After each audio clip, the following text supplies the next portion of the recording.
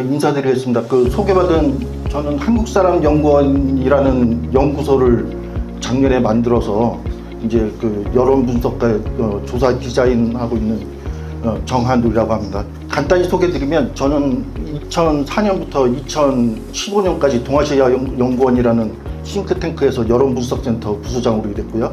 그 다음에 여시제에서 한 1년 정도 있었고, 한국리서치라는 조사회사에서 한 6년 정도 일을 했습니다.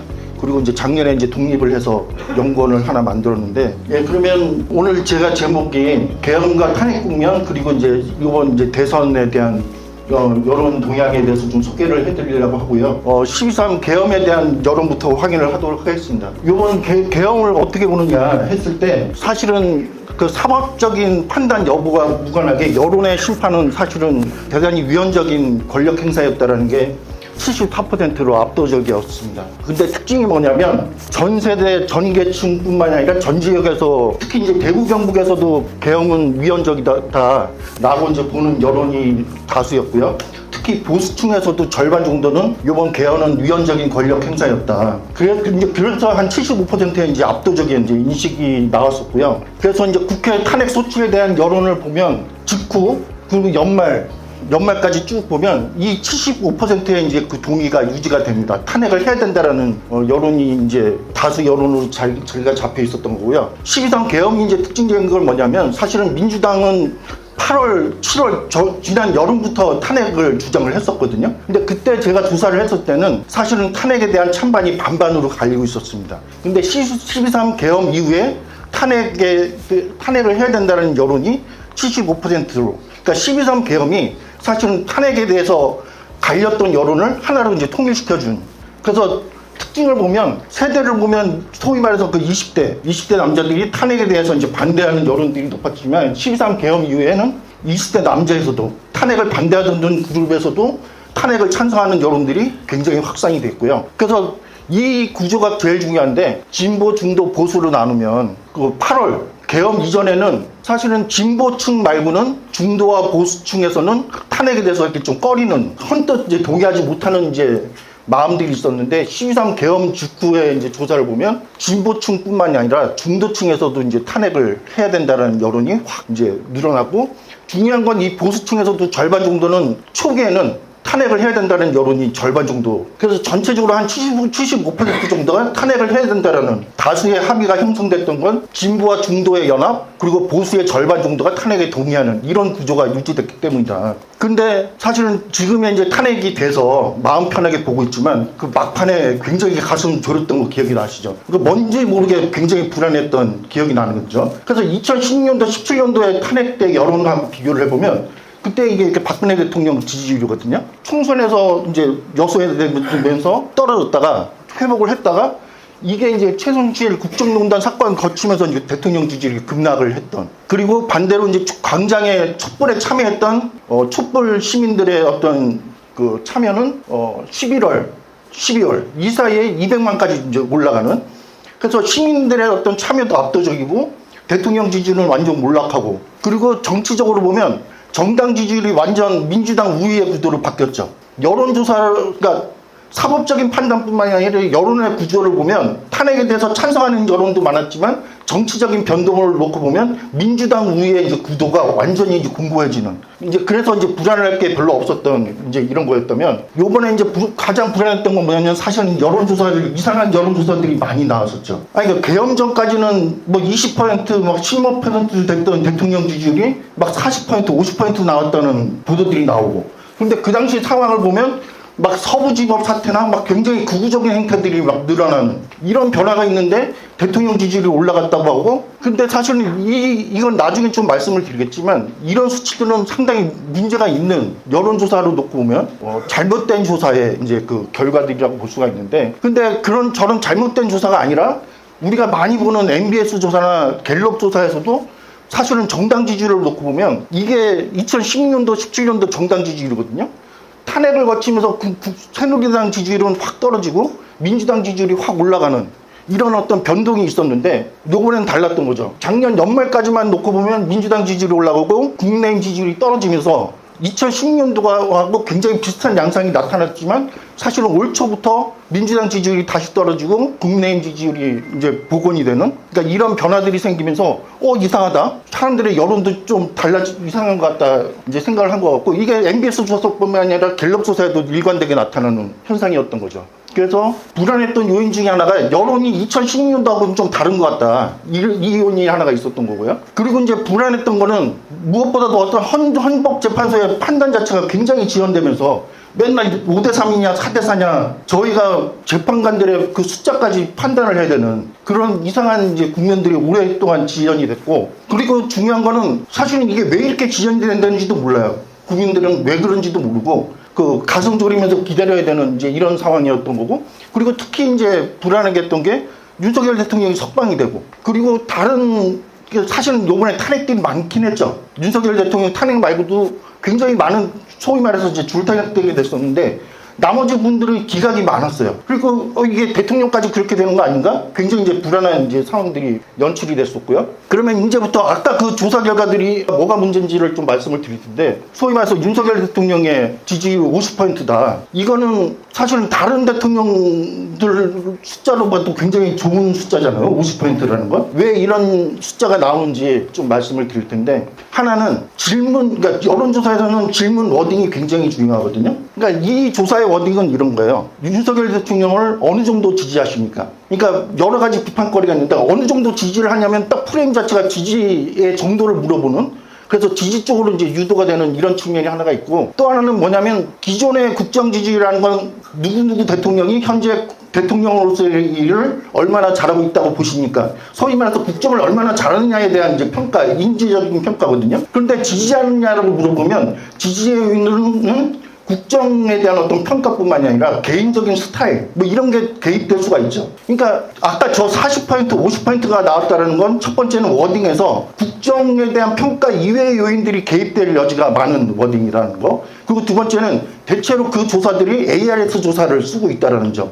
근데 ARS 조사가 왜 문제냐면 일반 전화 면접 조사에 비해서 응답률이 굉장히 떨어지는 건 아시죠? 응답률이 떨어지는데 응답을 하고 있다는 건 응답할 동기가 굉장히 많은 사람들이라는 거예요. 근데 이런 사람들이 제가 쭉 관찰을 해보면 내가 지지하는 세력이 정권을 못 잡은 지지층, 소위 말해서 루저 그룹들에서 열심히 여론조사에 응하는 경향들이 있어요. 그러니까 권력은 빼앗긴 상태에서 뭔가 정치적으로 그것에 반대하는 어떤 정당성을 얻고 싶은데 여론은 우리 편이라는 얘기를 하는 게 굉장히 좋은 거죠. 그래서 정권을 뺏긴 지지층들의 사람들은 ARS 조사에 상당히 이제 적극적으로 응답하는 경향들이 있고, 꼭 ARS 조사가 꼭 보수가 많이 대답하는 게 아니에요. 민주당이 정권을 빼앗겼을 때는 민주당 지지층들이 ARS 조사에 대답을 많이 하고, 보수층이 정권을 빼앗기면 보수층들이 ARS 조사에 이제 대답을 많이 하는. 그래서 아까 그런 조사들이 대체로 ARS 조사에다가 워딩을 놓고 보면 국정 이외의 요인들, 개인적인 어떤 요인들이 많이 개입될 수 있는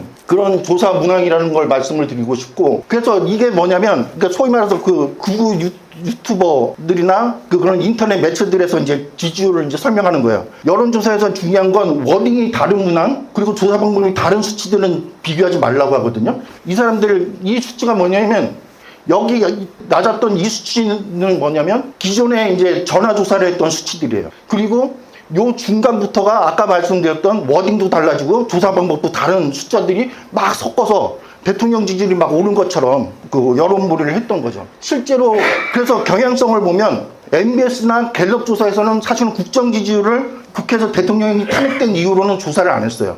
그러니까 그 조사를 한 거는 인터넷 매체나 소위 말하는 이제 보수 매체들에서만 윤석열 대통령을 어느 정도 지지하십니까? 라는 워딩을 가지고 조사를 했던 거죠. 그리고 그것도 이제 대체로 ARS 조사를 가지고 막 섞어서 이 수치를 놓고 보니까 대통령 지지율이 막 상당히 오르고 있는 것처럼, 그러니까 착시 효과를 만들었는데 실제 내막을 보면 비교해서는 안 되는 숫자들을 비교를 하고 있었다 말씀을 드리고 싶고, 그래서 제가 이제 데이터들을 쭉 보니까 기존의 이제 조사 결과들을 쭉 보면 대체로 이 시기 동안에 응답률이 높아져요.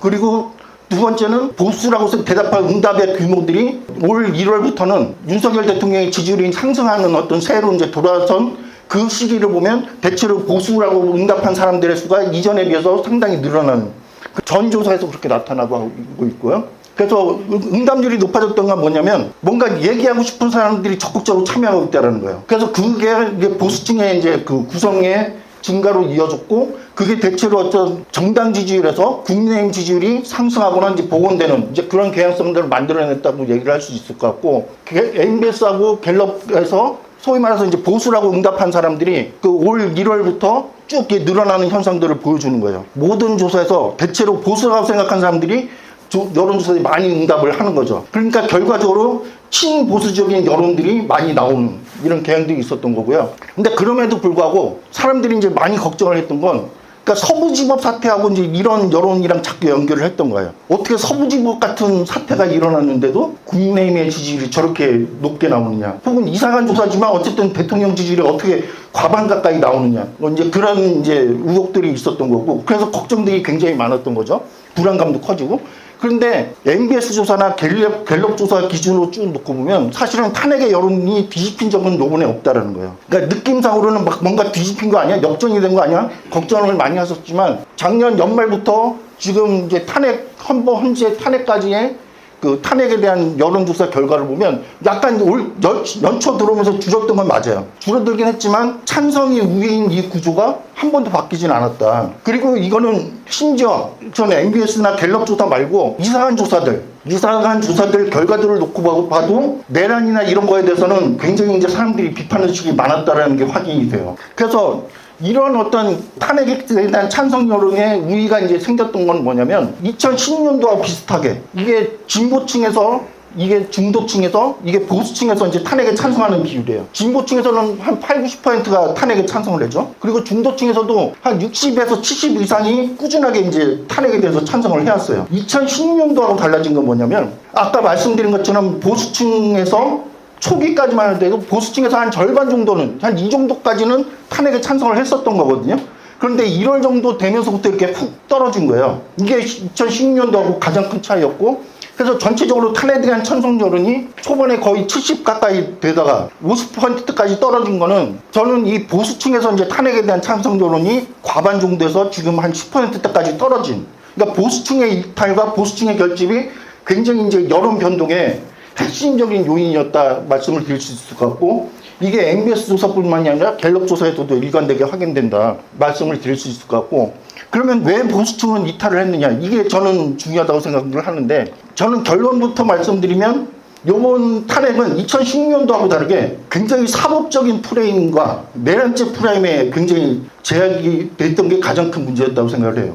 무슨 얘기냐면 돌이켜놓고 보면 2016년도, 17년도 그 탄핵 때 생각을 해보면 박근혜 대통령이 무슨 죄로 기소되셨는지 혹시 기억나시는 분 계세요? 저는 사실은 기억에 남는 건 국정농단. 이 국정농단이라는 네 글자 가지고 여론이 75%가 이건 뭔가 잘못됐다고 얘기를 하고, 사실은 그거 힘 가지고 이제 탄핵을 했던 거거든요. 사법적으로 이 박근혜가 무슨 죄를 저질렀고 몇 형량이 뭐고 이런 거는 사실은 쟁점이 아니었던 거예요. 그런데 이번에는 시종일관 내란죄가 적용이 되느냐 안 되느냐, 그래서 체포를 해야 되느냐 말아야 되느냐, 그러니까 사법적인 쟁점이 줄을 이뤘던 거고, 근데 여기서 보면 진보층하고 이제 중도층까지는 내란죄가라고 맞다고 동의를 해요. 근데 아까 보수층의 절반 정도는 탄핵에 대해서 찬성을 했었죠. 개헌은 문제라고 생각을 했지만 이게 내란까지 되는 죄냐라고 하면 보수층의 77%는 내란죄까지는 아니다라고 동의를 생각을 하고 있는 거예요. 탄핵의 근거를 내란죄로 이제 프레이밍을 하는 순간에 2016년도에는 진보와 중도와 보수의 절반이 연합했던 구조에서 한 75%가 압도적으로 지지하는 이런 여론의 구조가 이 보수층은 떨어져 나가게 되는 거죠. 그래서 이번 탄핵은 진보와 중도의 연합으로 탄핵에 대한 합의가 다수 여론이 형성됐던 게 가장 큰 저거였다고 얘기를 할 수 있을 것 같고, 그래서 요번에는 탄핵을 이제 주장하는 과정에서 내란죄를 근거로 해서 이제 탄핵을 추진한 게 제가 보기엔 보수층의 상당수가 떨어져 나가게 만드는, 그래서 진보와 중도만 이제 남게 되는 이런 어떤 결과를 초래했다고 생각을 하고, 그래서 결과적으로 탄핵은 잘못됐다고 생각했던 보수층의 상당수가 이제 내란죄 프레임이 걸리면서 이탈을 하고, 문제는 또 거기다가 이제 그 헌재에서 이제 내란죄를 넣냐 마냐 이거 가지고 또 논란이 있었잖아요. 그러니까 그거 가지고 윤석열 대통령 측이나 국민의힘 측에서는 이거 봐라, 사실은 근거가 별로 없었던 거다. 그래서 이제 오히려 이제 되치기를 이제 꾀했던 이런 거고. 그래서 저는 사실은 이게 굉장히 그러니까 여론의 지지를, 다수의 여론을, 지지율을 끌고 간다고 하면 사실은 내란죄보다도 맨 처음에 여론조사 보여드렸지만 사실은 그 사법적인 걸 떠나서 상당히 위헌적이라고 봤던 거거든요. 12.3 계엄을. 그래서 사법적으로 내란죄냐 아니냐 이런 게 아니라 그 위헌적인 어떤 계엄을 했느냐 마느냐 이걸 가지고 이제 탄핵 여부를 끌고 가는 게 다수의 여론을 이제 이끌어가는 데는 좋았을 거다. 말씀을 드리고 싶고, 그리고 이제 많이 이제 이상한 이번 여론조사 과정에서 굉장히 이상했던 게 아마 지금 머릿속에 이렇게 있으실 텐데 20대 여자는 탄핵 집회를 주도하고 20대 남자는 서부지법 사퇴를 주도하고, 기존에 이제 20대 남자 여자에 대한 그 왜곡된 인식을 이번 탄핵 집회에서도 저기 되는데, 근데 사실은 20대 남자의 여론에 대해서 놓치면 말해야 되는 게 뭐냐면 이게 정당 지지율이거든요. 빨간 게 이제 국민의힘이고 파란 게 이제 민주당이에요. 이번 계엄 이전 상태를 보면 윤석열 정부 초기에는 상당히 이제 국민의힘을 지지를 해줬던 게 맞죠. 계엄 직전에 보면 20대 남자에서 국민의힘에 대한 지지율이 상당히 지금 빠져요. 그래서 거의 비슷한 수준.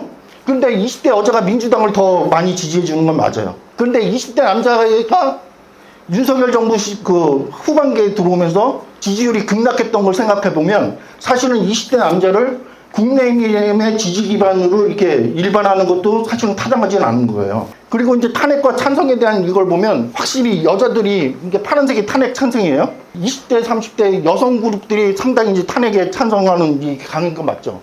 그런데 20대 남자도 올 연초까지만 하더라도 탄핵의 찬성이 굉장히 높았어요. 다소 이제 좀 떨어져서 20대 남자는 찬성과 반대가 이제 그 반으로 쪼개지는. 그러니까 20대 남자를 탄핵 찬성파라고 얘기하기는 어렵다는 거예요. 절반 정도는 탄핵에 찬성하고 탄핵에 반대하고. 그럼 20대 여자보다 탄핵에 대한 찬성이 낮다라는 해석은 맞지만, 그렇다고 해서 20대 남자를 이렇게 반반으로 엇갈리고 있는 집단을 얘네는 탄핵 찬성파야, 이렇게 정리를 하는 게 오히려 그 그룹들 20대 남자 중에서 탄핵에 찬성하는 사람들 입장에서는 사회가 온통 우리를 막 탄핵 찬성파로 막 공격을 하는 이런 걸 느끼거든요. 근데 그런 게 민주당에 대한 반감으로 상당히 오랫동안 쌓여왔기 때문에 이런 분석이 상당히 이제 문제가 있었다고 생각을 하고요. 그리고 그나마 탄핵 찬성에 대해서는 이렇게 차이가 있긴 했어요. 그런데 제일 잘못된 게 뭐냐면, 그러니까 이게 탄핵 찬성 집회에서는 확실히 20대 남자, 이쪽이 여자고 이쪽이 남자인데 2030 여자들이 탄핵 찬성 집회에는 참여를 많이 했어요. 남자들이 적게 하고. 그런데 이건 서부지법 집회예요. 윤석열 대통령 구속 직후에 그거를 놓고 보면 그 집회에 대한 참여 구성을 보면 2030 남자나 2030 여자나 사실은 차이가 없어요. 그런데 우리들 머릿속에는 서부지법 집회는 20대 남자들이 주도를 했고 탄핵 찬성 집회는 20대 여자가 주도를 했고. 그러니까 여기서 그 얘기는 맞아요. 근데 서부지법 집회를 20대 2030 남자가 주도했냐면 사실은 그렇지도 않은 거예요. 실제 구성을 보면 서부지법 집회도 2030 여자가 조금 더 많아요. 남자보다는. 그거 하나고, 두 번째는 사실은 이렇게 소규모 집회의 구성을 가지고 그 집단의 전체적인 특성을 해석하는 것 자체가 맞지는 않아요. 그런데 지금 선거 과정이나 정치 과정에서 20대 남자들을 뭔가 약간 좀 이상한 집단이나 이런 거를 자꾸 만들어주고 싶어하는 그런 분위기가 이번 분석에서도 반복이 됐었다고 생각을 하고, 근데 따지고 보면 그렇지 않다. 그러니까 20대 남자의 절반, 2030 남자의 절반 이상은 탄핵에 찬성하는 사람들이 있다. 그럼 이 사람들을 이제 민주당하면 이제 민주당의 이제 지지 기반으로 끌어들일 거냐, 이렇게 고민하는 게 맞는데, 20대나 2030 남자는 구구, 2030 여자는 뭐 민주, 뭐 이런 식의 이분법적인 해석은 굉장히 위험하고 잘못됐다라는 말씀을 드리고 싶고, 그래서 이제 좀 탄핵 이후에 이제 선거 국면으로 어쨌든 탄핵은 됐고, 저걸 보면 지금 선거 구도로 보면 민주당이 굉장히 유리한 상황이죠. 다들 그렇게 느끼시겠지만, 그러니까 선거 구도 관련된 거, 정권 심판이냐 유지냐 놓고 보면 사실은 올 초 1월 달까지만 해도 이 폭이 적었어요. 정권 심판론과 정권 안정론의 차이가 사실은 그렇게 크지 않았는데 탄핵을 거치면서 확실히 커졌고, 그래서 지금은 정권 교체론 쪽으로 많이 무게가 실렸고, 이건 MBS 조사예요. MBS 조사에서도 마찬가지죠. 정권 교체론이 다수, 그리고 정권 연장론은 계속 떨어지는. 그래서 선거 구도가 지금 굉장히 정권 교체 쪽으로 쏠려가는 쪽으로 지금 벌어지고 있다. 요거 하나 확인을 해야 되고요. 그리고 두 번째는 지금 국민의힘이 뭔가 모색을 하겠지만 그게 쉽지는 않을 거다라고 예상을 해요. 그 왜 그러냐면, 저는 이제 좀 지금 당장의 지지율도 중요하지만 일종의 정치적 자산이라 할까? 정치적 상징 자본 이런 게 중요하다고 보는 편인데 그게 두 차례 탄핵 과정에서 지금 보수가 저는 괴멸된 상태라고 생각을 해요. 무슨 얘기냐면 각 세력이 갖고 있는 정치적 자산들을 저는 역대 대통령에 대한 호감도로 측정을 하거든요. 그러면 이게 2016년도 이전하고 굉장히 달라진 건 뭐냐면 역대 대통령에 대한 호감도를 보면 노무현 김대중 대통령이 굉장히 괜찮아요. 60에서 한 70 정도 왔다 갔다 하고 제일 달라진 게 뭐냐면 예전에는 박정희 대통령에 대한 호감도가 노무현 대통령에 대한 호감도하고 쌍벽을 이뤘어요. 2016년도 탄핵 이전까지는. 그런데 2016년도 박근혜 탄핵 이후에 그러니까 보수의 어떤 그 상징 자본, 정치적 자본이 상당히 날아갔다는 게 보수를 대표하는 역대 대통령에 대한 호감도가 절반 정도는 좋아하지 않아요. 예전에 60, 70% 정도가 박정희 대통령에 대해서 소위 말해서 인정을 하고 좋아했던 거거든요. 노무현 대통령 못지않게. 그러니까 양세력이 나름의 균형이 이루어졌던 건데 지난 탄핵 이후에 박정희 대통령에 대한 이 호감도가 절반이 날아갔고 사실은 그 구조가 지금도 유지가 되고 있는 거죠. 나머지 대통령, 보수 대통령들은 지금 처참해요. 그래서 노무현, 김대중 대통령, 문재인 대통령은 지금 거의 박정희 대통령 수준 이렇게 좀 갈리는 상황이고 나머지 보수 대통령에 대해서는 호감도가 거의 남아있지 않는 보수의 어떤 정치적 자본이라는 게 저는 굉장히 지금 두 차례 탄핵 과정에서 지금 깨진 상태. 이런 게 왜 중요하냐면 그 세력에 대한 어떤 그 세력이 뭔가 혁신을 하거나 달라지는 걸 얘기를 할 때 말의 무게감과 신뢰감을 결정한다고 생각을 하거든요. 그런데 지금 이런 정도의 보수 세력에 대한 이미지 가지고는 그러니까 보수 세력이 가지고 있던 몇 가지 강점이 있어요. 저 세력은 대한민국의 어떤 기초를 만든 세력이다. 그리고 최소한에 오랫동안 집권을 했기 때문에 통치 능력을 갖고 있는 세력이다. 이런 어떤 것들이 박정희 대통령이라는 어떤 그런 신화를 중심으로 이제 뒷받침되고 있었던 건데 그게 깨지면서 지금은 국정 역량에 대한 평가를 하면 민주당이 더 낫다고 얘기를 해요. 오히려 국정 그 능력에서. 그러니까 예전에는 좀 민주당이 좀 아마추어리즘 뭐 이런 비판들 많이 했었나요. 근데 윤석열 대통령 그리고 두 차례 탄핵을 치면서 그런 어떤 보수가 가지고 있던 그런 신화가 깨졌다 말씀을 드릴 수 있을 것 같고 그리고 두 번째는 이건 제가 분석하는 틀인데 정권 심판론 하나만 가지고 얘기를 하면 선거 구도를 보는데 좀 제한점이 있어요. 그 무슨 얘기냐면 제가 한번 질문 드려볼게요. 우리나라 총선 때 항상 정권 심판론 이런 게 막 유행을 하잖아요. 역대 선거에서 정권 심판론이 작동했던 선거가 몇 번이나 될 거라고 보세요. 정권 심판론이 작동을 했다면 여당의 의석이 줄어야 되겠죠. 근데 막상 숫자를 세보면 총선 끝나고 그 선거 결과에서 여당의 의석이 준 선거가 몇 번 안 돼요. 대부분 여당이 현상 유지하거나 최소한 선전을 하거나 그러니까 야당이 이제 의석이 늘고 여당의 의석이 준 선거가 몇 번 안 되는데 그럴 수 있었던 게 뭐냐면 정권 심판론 못지않게 또 다른 축으로 야당에 대한 심판론이 저는 작동을 했었다고 생각을 하거든요. 그러니까 정권을 혼내주고 싶은데 그걸 이제 대체할 야당이 뭔가 마음에 안 들면 그게 꼭 반드시 정권 심판론으로 연결되지 않는다라는 거예요. 그래서 그러니까 저는 조사를 어떻게 하냐면 정권 심판론에 대한 동의 여부 그리고 야당 심판론에 대한 동의 여부 요 두 개를 교차하면 네 가지 유형이 나오거든요. 그러니까 둘 다 심판하지 않은 쪽이 있고 한쪽만 그러니까 야당만 심판하지 않은 쪽이 있고 그리고 이제 일반적으로 정권만 심판하지 않는 쪽이 있고 심판 자체에 이제 관심 없는 쪽이 있는 이렇게 한 네 가지가 나오는데 지난 총선 과정 때 보면 총선 직전에 연말에 했던 조사를 보면 네 개의 유형이 거의 대등했어요. 그래서 이때는 제가 어떻게 예상을 했냐면 이번 총선 때 2024년도 총선 때 반드시 민주당이 압승하는 결과는 어려울 것 같다. 이렇게 분산돼 있기 때문에 네 개가. 그런데 선거 끝나고 조사를 해보니까 일방적 정권 심판이 확 올라가 있었던 거예요. 근데 제가 그때 아까 병원에 있었거든요. 그래서 이때 이 조사를 못한 상태에서 예측을 했는데 그러니까 이걸 가지고 예측을 하다 보니까 이번 선거는 반드시 민주당이 압승한다고 얘기할 수 없는 선거였다. 그런데 이 변화를 못 봤던 거죠. 선거 끝나고 확인을 해보니까 야당 심판에는 동의하지 않고 여당 심판론에 대해서 동의하는 비율이 전체적으로 보면은 43%로 굉장히 압도적인 다수파였던 거죠. 근데 지금 이번에 이제 계엄 탄핵 끝나고 조사를 해보면 거의 2024년도하고 비슷한 상태예요. 그러니까 일반적인 정권 심판론이 한 40%로 상당히 큰 이제 다수파고 그리고 일방적인 야당 심판론이 한 25% 이게 소위 말하는 지금 국민의힘 지지 핵심 지지층이겠죠.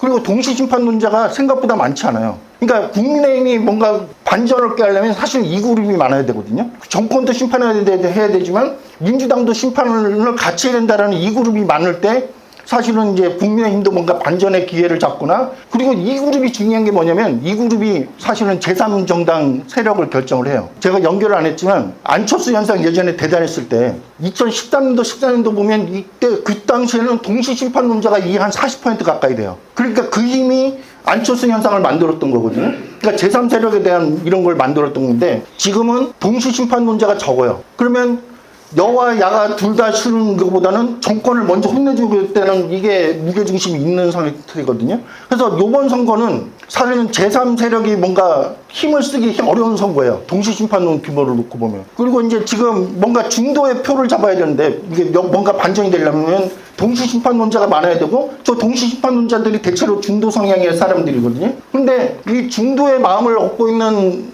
후보가 그나마 이재명 후보예요. 그러니까 지금 국민의힘 후보 막 얘기를 하는데 국민의힘 후보들이 대체로 지금 중도에서 힘을 쓰는 후보가 없어요. 뭐 그나마 이제 명분상으로 보면 탄핵에 찬성했던, 아까 말씀드린 것처럼 중도층은 일관되게 탄핵에 찬성했잖아요.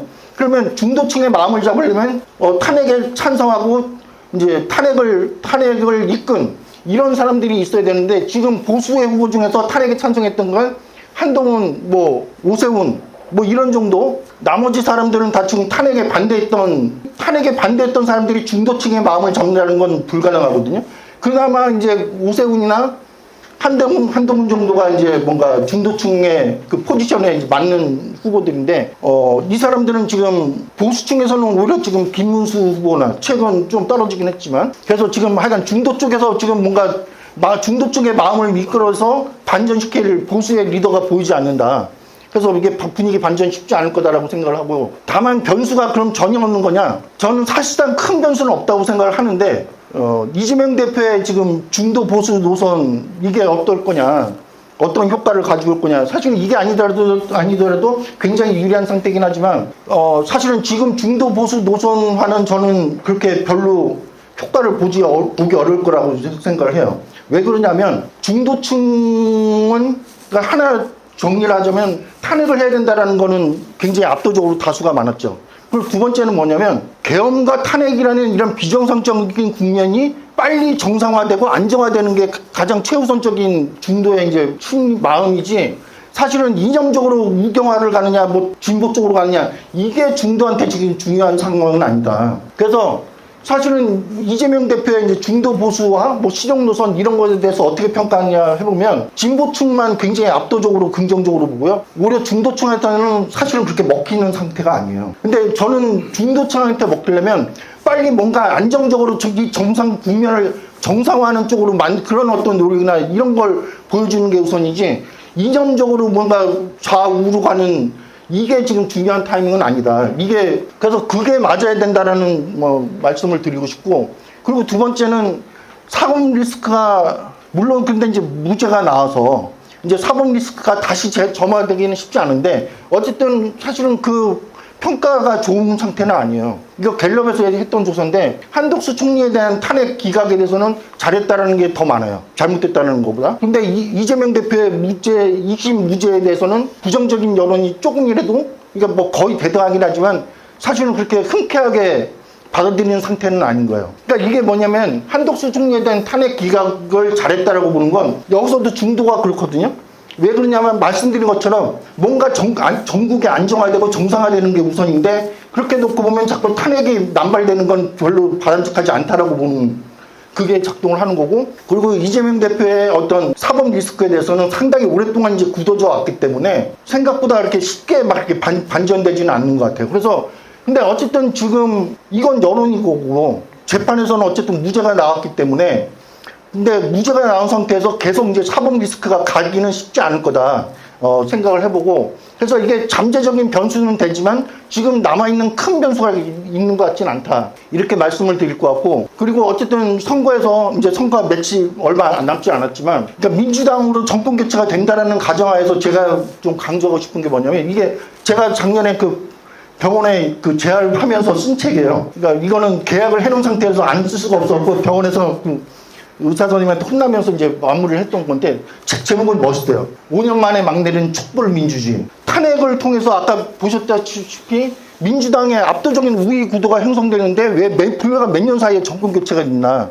그거를 이제 그 설명을 해보려고 했던 책인데, 첫 번째는 저는 민주당 집권 세력의 가장 큰 오판이 촛불 참여에 대한 과도한 의미부여, 잘못된 의미부가 저는 굉장히 컸다고 생각을 해요. 그 당시에 아직도 기억나는데 민주당에 무슨 발표 가면 막 그 민주연구원장 뭐 이런 분들부터 해서 촛불혁명 막 그래요. 근데 저는 아까 촛불 참여 그 성격을 쭉 그렇게 해보면 그 당시에도 촛불 참여를 했던 분들의 대다수의 이제 마음은 뭐였냐면 국정문란으로 헌정지수가 흔들렸는데 그걸 빨리 뭔가 정상화하는, 그러니까 일종의 호언 운동이었다고 저는 생각을 해요. 혁명적인 운동이 아니라 대한민국의 헌법 질서를 지키는 호언 운동이었다는 게 저는 촛불 참여의 핵심 관건이었다고 얘기를 하는데, 촛불혁명 이런 규정 속에서 뭔가 근본적인 개혁을 해야 되고 뭔가 급진적인 개혁을 해야 된다라는 그런 어떤 강박관념 같은 걸 민주당의 집권 세력이 저는 가지고 있었다고 생각을 해요. 그게 굉장히 이제 초기에 뭐라 해야 되나, 불필요한 어떤 정치적 에너지를 소비하는데 많이 했다. 개헌이나 뭐 이런 거, 그거 문제였던 거라고 생각하고, 그리고 두 번째는 뭐냐면 우리가 이제 선거나 정치 얘기할 때 포지셔닝 뭐 이런 거 많이 얘기하죠. 프레이밍 전략 뭐 이런 얘기 많이 하는데, 근데 저는 그런 거 이전에 제일 중요한 게 뭐냐면 프라이밍이 중요하다. 프라이밍이라는 게 뭐냐면 뭘 우선할까 이거예요. 프레이밍도 중요하고 포지셔닝도 중요하고, 그렇지만 국민들이 생각할 때 어떤 정치 세력과 내가 소통되고 있느냐 못하느냐 이걸 판단하는 건 뭐냐면 내가 제일 중요하다고 생각하는 의제를 최우선적으로 놓고 하느냐 이건데, 이것도 이제 촛불혁명이랑 연결되는 건데, 문재인 정부 초기의 조사를 해보면 쫙 갈라져요. 민주당 지지층은 대북정책이나 검찰개혁이나 적폐청산 이런 걸 최우선적으로 해야 하는 게 민주당 지지층들의 생각이에요. 그런데 이제 중도와 무당파층은 저출산 고령화나 민생과 관련된 거, 뭐 지방소멸 이런 쪽을 굉장히 중요하게 생각해요. 그런데 문재인 정부 초기에 기억나시겠지만 초기에는 거의 대북정책 드라이브 거느라고 이런 얘기를 거의 안 했어요. 그리고 총선 끝나고 나서는 이 적폐청산 이거 드라이브 거느라고 이런 얘기를 거의 안 했어요. 그러니까 이런 중도와 무당파에 있는 분들은 문재인 정부는 내가 중요하다고 생각하는 걸 우선으로 생각하는 정부가 아니야. 소통이 되지 않는다라는 그런 불만들이 쌓이고요. 그러면서 부동산 터지고 뭐 조국 장관 터지고 하니까 막 불이 붙는 거예요. 막 분노가 표출되는 거예요. 짧은 시간에 응집된 어떤 정치적 불만과 분노가 사실은 짧은 시간 내에 정권 교체 동력으로 연결됐다라는 거죠. 그래서 이 프라이밍이 이게 굉장히 중요한데, 저는 사실은 지금 이번 민주당 정부도 저게 좀 걱정이에요. 그러니까 막 내란죄 막 이렇게 드라이브 걸어놨으니 그러지 않아도 지금까지 이제 사법적인 응징이 막 이런 거로 막 왔었는데, 집권하게 되면 문재인 정부가 이제 되풀이했던 그 오류를 되풀이할 가능성이 크지 않을까? 또 무슨 적폐청산, 검찰 개혁 이거 드라이브 거느라고 사람들이 진짜 걱정하고 있는 저출산 고령화나 이런 거에 대한 뭔가 그런 쪽의 리더십이나 비전이나 대안 이런 거를 못 만들지 않을까? 거기서부터 이제 아마 이제 민심이 괴리되기 시작할 때인데, 그러니까 제가 보기엔 정권 교체는 거의 이번 선거 같으면 기정사실로 봐도 큰 문제는 없을 거라고 생각이 드는데, 오히려 집권하고 난 다음에 저는 문제가 되는 거 아닌가. 저번 문재인 정부 초기에 제가 한 2019년도가 20년 집권론이 있었잖아요. 그 표현을 제가 먼저 썼던 것 같아요. 그 어디 지방 행사 갔다가 발표 갔다가, 그러니까 그때 생각은 뭐냐면 이런 과제들을 놓고 보면 사실은 단기적인 과제가 아니잖아요. 굉장히 실력 있는 정부가 굉장히 좀 안정적으로 장기적으로 집권해서 뭔가 해야 성과가 날까 말까 하는 그런 과제들이잖아요. 그런데 지금 한국의 최근 몇 년 과정을 놓고 보면 과제들은 굉장히 장기적이고 구조적인 과제에 직면해 있는데, 뭐 2년 사이에 막 정권이 훅 바뀌어요. 탄핵도 있었는데 막 2년 만에 정권을 빼앗기고, 이게 지금 한국의 지금 현실과 맞지 않는다. 한국에서 뭔가 실력 있는 정부가 한 10년, 20년 좀 장기적으로 뭔가 이 문제를 풀 수 있는 이런 뭔가 비전과 이런 걸 만들어서 실현을 해내야 되는데, 그 민주당의 한 20년, 30년 집권 실력을 키워야 된다 이런 표현들을 했었는데, 이해찬 대표님이 쓴 거는 적폐청산을 위해서 한 20년 집권을 해야 된다 이런 표현을 하시더라고요. 그러니까 물론 제 얘기가 그렇게 중요했는지 어찌했는지 모르겠지만, 그러니까 저의 의미는 이런 걸 하려면 우리의 지금 당면 과제 자체가 5년 만에 무슨 정책 몇 개로 해결될 수 있는 이런 문제가 아니다. 그러면 실력 있고 국민한테 사랑받는 국민들의 마음을 얻을 수 있는 세력이 한 20년 이렇게 뭔가 30년 뭔가 해야 되는 그런 준비를 해야 되는 타임이라고 생각하는데 자꾸 단기적으로 이상한 필요하긴 하지만 그래서 그때 했던 개혁들 보면 뭐 연동형 비례제 그리고 요번에 있었던 공수처 요번 공수처는 그 당시에는 검찰개혁의 핵심적인 과제라고 해서 막 그 통과되고 패스트트랙 해갖고 통과시켜 놓는데 사실은 지금 몇 년 지내놓고 보니까 오히려 지금 요번 과정에서는 공수처가 문제의 진원지 같은 이런 굉장히 이상한 개혁을 해놨던 거거든요. 그러니까 20, 30년을 내다보는 개혁을 해도 모자랄 판인데 굉장히 이상한 데 꽂혀서 정치적 에너지를 소진시켰다. 그러면 요번에도 그렇게 되는 거 아닐까? 개인적으로 내심으로는 그런 걱정을 하고 있는 편인데 그래서 그리고 이제 세 번째는 그러니까 뭔가 개혁이라고 내놓는 안들이 저는 정확하지가 않다고 생각을 해요. 그러니까 지금 한국의 제왕적 대통령제 얘기를 하죠. 근데 이거는 정치학자들 내에서는 저는 소수 의견파인데 사실은 한국은 제왕적 대통령제 아니라고 생각해요. 그러니까 굉장히 제약을 받을 수 있는 대통령에 대한 권력이 제한을 받는 구조가 굉장히 촘촘하게 짜여진 그런 헌법 구조화 생각을 하고 있고 그리고 이제 항상 선거 구조 얘기를 하면 민주당 같은 경우 비례제 얘기 많이 했잖아요. 근데 한국에서 비례제 그러니까 당이 늘어나는 게 좋은 거냐?